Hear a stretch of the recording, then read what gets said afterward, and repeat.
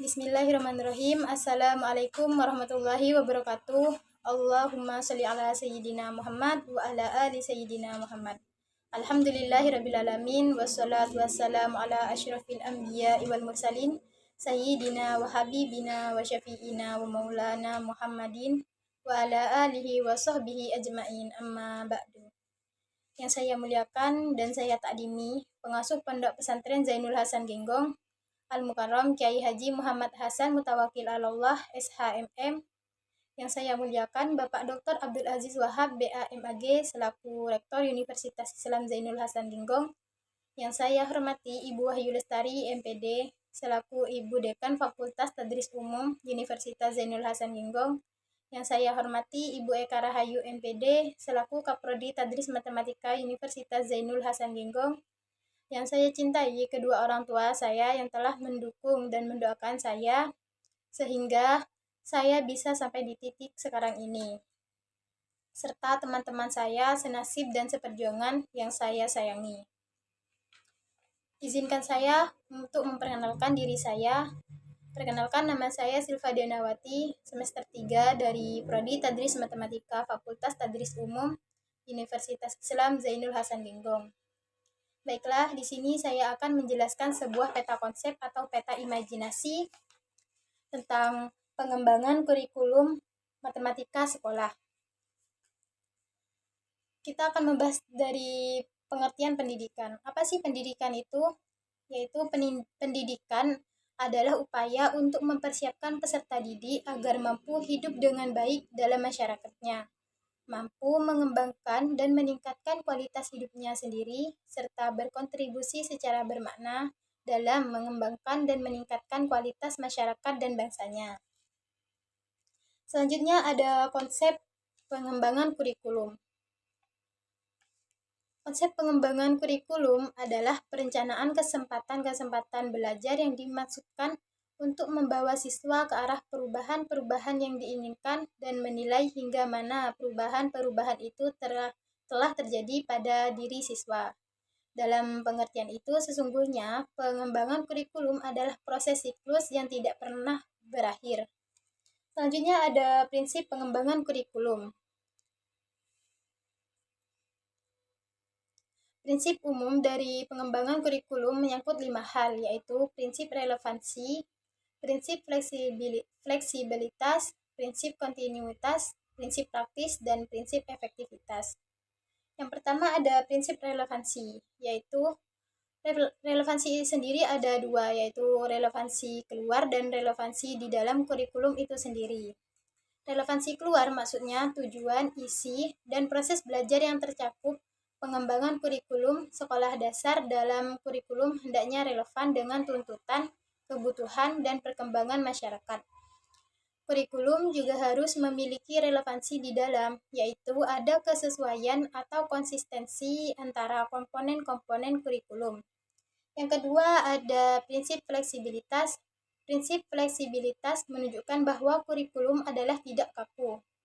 Yang ketiga ada prinsip kontinuitas.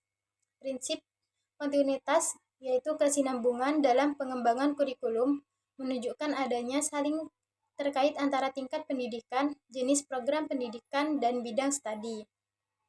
Yang keempat ada prinsip praktis. Kurikulum harus mudah dilaksanakan menggunakan alat-alat sederhana dan biayanya juga murah. Yang terakhir ada prinsip efektivitas, yaitu dalam dunia pendidikan, masalah efektivitas dapat ditinjau dari segi efektivitas mengajar guru dan efektivitas belajar murid. Nah, di sini kita akan membahas tentang kurikulum berbasis kompetensi. Konsep kurikulum yang menekankan pada pengembangan kompetensi tugas-tugas tertentu, sehingga hasilnya dapat dirasakan oleh peserta didik, berupa penguasaan terhadap suatu kompetensi tertentu. Dalam kurikulum berbasis kompetensi ini ada 5 hal, yaitu yang pertama ada landasan, ada tujuan, karakteristik, dan prinsip. Yang pertama landasan. Pengembangan kurikulum berbasis kompetensi didasarkan pada Undang-Undang Nomor 20 Tahun 2003 tentang Sistem Pendidikan Nasional. Yang kedua adalah tujuan. Tujuan kurikulum berbasis kompetensi adalah mendirikan atau memberdayakan sekolah dalam mengembangkan kompetensi yang akan disampaikan pada peserta didik sesuai dengan kondisi lingkungan. Yang ketiga ada karakteristik. Karakteristik kurikulum berbasis kompetensi menekankan ketercapaian kompetensi siswa, berorientasi pada hasil belajar dan keberagaman, menggunakan pendekatan bervariasi, melibatkan sumber belajar edukatif, serta menilai proses dan hasil belajar dengan fokus pada penguasaan kompetensi. Karakteristiknya mencakup penggunaan sistem modul dan sumber belajar diverifikasi. Yang terakhir ada prinsip pengembangan dan pelaksanaan. Maksudnya tuh di sini prinsipnya tuh ada pengembangan dan pelaksanaan. Selanjutnya, saya akan membahas tentang konsep dasar kurikulum tingkat satuan pendidikan, yaitu KTSP. Pertama, pengertian dari KTSP. Pengertian KTSP, kurikulum tingkat satuan pendidikan, adalah kurikulum operasional yang disusun dan dilaksanakan oleh masing-masing satuan pendidikan. Yang kedua ada tujuan KTSP. Tujuannya, diterapkannya KTSP adalah untuk memandirikan dan memberdayakan satuan pendidikan melalui pemberian kewenangan atau otonomi kepada lembaga pendidikan untuk mendorong sekolah untuk melakukan pengambilan keputusan secara partisipatif dalam pengembangan kurikulum. Yang ketiga ada komponen KTSP. Dalam garis besarnya, KTSP memiliki 6 komponen penting.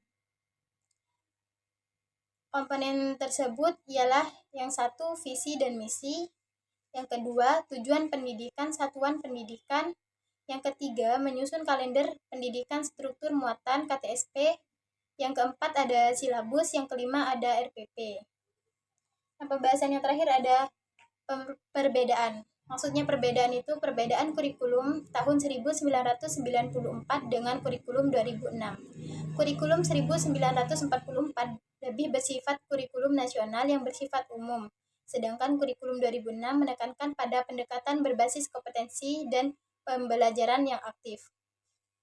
Mungkin itu saja yang bisa saya paparkan dari peta konsep saya. Kurang lebihnya mohon maaf apabila ada salah kata. Akhirul kalam, wallahul muwaffiq ila aqwamit thoriq. Wassalamualaikum warahmatullahi wabarakatuh.